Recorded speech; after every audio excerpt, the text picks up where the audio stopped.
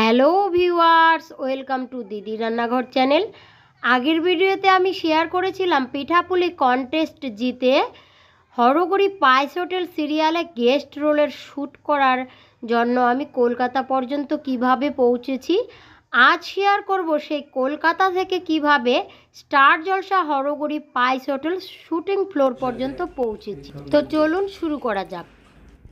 তো গাইস, এই যে এই সিনটুকু দেখে নিশ্চয়ই বুঝতে পেরেছেন যে আগের ভিডিওতে আমি এই পর্যন্তই দেখিয়েছি যে আমরা হোটেল রেভিনিউতে এসে রেস্ট করে ব্রেকফাস্ট করছি। তো ব্রেকফাস্ট সেরে স্নান সেরে একদম সেজে গুজে বের হয়ে গেলাম হোটেল রেভিনিউ থেকে। সেই যে ড্রাইভার দাদা উনি আমাদের রিসিভ করতে এসেছিল, আমি আর ওই যে বহরমপুরের দিদি ভাই, সঙ্গে আমার ভাই ছিল আর বহরমপুর দিদি ভাই। তো এই চারজনেই চলে যাচ্ছি স্টার জলসার পক্ষ থেকে পাঠানো সেই গাড়ি দিয়ে টালিগঞ্জ থেকে বালিগঞ্জে। যাওয়ার সময় দুইজনে দারুণ গল্প করেছি। পড়তে হবে, আমরা তো গেস্ট। চলে এসেছি একদম সেই স্টুডিওতে, যে স্টুডিওতে সব ধরনের সিরিয়ালের শুটিং হয়। এসে সবার সাথে সবার পরিচয় করে নিয়েছি। ইতিমধ্যে আমাদের আবার লাঞ্চ চলে এসেছিল। আমি পূর্ব মেদিনীপুর মহিষাদল থেকে এসেছি। আমি শিশিরা বর্মন আর আমি বানিয়েছি ত্রিবর্ণ পাটিসাপটা। আমি রায়গঞ্জ থেকে এসেছি, আমি বানিয়েছি হাই, আমি পিয়ালি, আমি হারোয়া থেকে এসেছি। আমি কেয়া কসবা থেকে এসেছি। কি রেসিপিটা ও আমি ভাপা গাজরের গোলাপ পিঠে বানিয়েছি। হাই, আমি মৌ, বহরমপুর থেকে এসেছি। আমি গাজরের বাসি পিঠে বানিয়েছি। এই যে এই ছয়জনই কিন্তু আমরা প্রতিযোগিতায় জয়ী হয়ে এসেছি। এক একজন এক এক জায়গা থেকে এসেছি। আগে কারোর সাথে কারো পরিচয় হয়নি। সারাদিন সেখানে থাকার পর সবার সাথে এমন বন্ধুত্ব হয়ে গেছিল যে মনেই হচ্ছিল না আমাদের কারোর সাথে কারোর পরিচয় আগের থেকে নেই। তো গাইস, এখনও কিন্তু সকলের সাথে সকলের মাঝে মাঝে ফোন করে কথা হয়।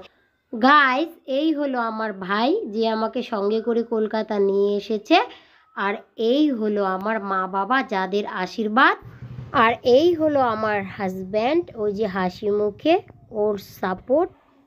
আর গাইস, শুনলে হয়তো আপনারা অবাক হবেন, এই যে আমার এই ছোট্ট মেয়ে, তার পড়াশোনার ফাঁকে আমি যে দিদি রান্নাঘর চ্যানেলে রান্নার ভিডিওগুলো আপলোড করি, সমস্ত ভিডিও ক্যামেরাগুলো কিন্তু আমার মেয়ে।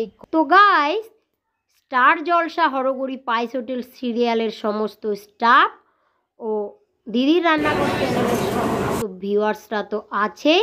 স্পেশালি আমার এই ভাই ও আমার মেয়ের জন্যই আমি আজ স্টার জলসা হরগড়ি পাইস হোটেল পর্যন্ত আসতে পেরেছি। আমি হরগড়ি পাইস হোটেলের পিঠেপুলি কন্টেস্টের প্রমো দেখে সেখানে আগে আমার পছন্দ অনুযায়ী রেসিপিটা লিখে পাঠাই। সেই রেসিপিটা আমার দিদিমার কাছ থেকে আমার শেখা। আমার রেসিপির নাম নলেন গুড়ের দুধ নকশি পিঠা। আমি ভাবতে পারিনি আমি একটা এরকম সুযোগ পাবো, আর এখানকার সকলের ব্যবহার এত ভালো, মনে হচ্ছে যেন নিজেরই পরিবারের কেউ। প্রথমেই সেই স্টুডিওতে এসে আমার যে সহপাঠী যারা কন্টেস্ট জিতে এসেছে তাদের সাথে পরিচয় করে নিয়েছি। তারপর ছোট্ট একটা ইন্টারভিউ দিয়েছি। তারপরই পৌঁছতে পেরেছিলাম হরগড়ি পাইস হোটেল সিরিয়ালের সেই হোটেলে।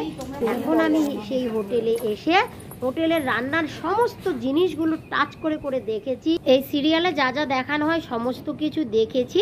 তারপর অভিনেতা অভিনেত্রীদের সাথে একসঙ্গে শুটিং করেছি। পিঠেপুলি কন্টেস্টের বিজেতারা প্রতিযোগিতায় চতুর্থ হয়েছে চানমণি দাস মেধা রায়গঞ্জ থেকে। পাটিসাপটা বানানো যাবে।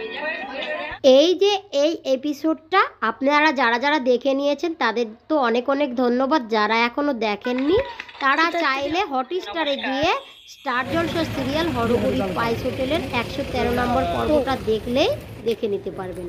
তো গাইস, দেখুন শুটিং শেষ করে বাড়ি ফিরতে ফিরতে আমাদের 7টা বেজে গেছিলো। 7টার সময় আমরা সেখান থেকে বেরিয়ে পড়েছি। এই যে সিরিয়ালে দেখানো হয় এই মন্দির, সেখানে প্রণাম করে সেই যে স্টার জলসার কর্তৃপক্ষের গাড়িতে করে আমরা আবার হোটেল রেভিনিউতে পৌঁছে গেছি। সেখানে এসে রাতটা কাটিয়েছি। ভোরের বেলা আবার ভাই এবং আমরা বেরিয়ে পড়েছি যার যার বাড়ি ফেরার। বহরমপুরের দিদি ভাইয়ের ট্রেন ছিল 6:30টায় আর আমাদের ট্রেন ছিল 9টায়, 5 কম 9টায় ছিল। ততক্ষণ আমরা কি করবো, তাই ওই স্টার জলসা কর্তৃপক্ষের যে ড্রাইভার দাদা ভাই গাড়ি চালায়, সেই দাদা ভাই আমাদের অল্প সময়ের মধ্যে অনেক অনেক জায়গা, কলকাতার দর্শনীয় বিশেষ কিছু স্থান আমাদের দেখিয়েছে। তো সমস্ত কিছুই আপনাদের দেখাবো। ভিডিওটি যদি ভালো লেগে থাকে অবশ্যই চ্যানেলটি সাবস্ক্রাইব করে পাশে থাকা বেল আইকনে ক্লিক করে দেবেন পরবর্তীতে নতুন নতুন ভিডিওর আপডেট সবার প্রথমে পেতে। সঙ্গে নতুন নতুন রান্না তো আছেই। আজ তাহলে এই পর্যন্তই থাক, টাটা, বাই বাই।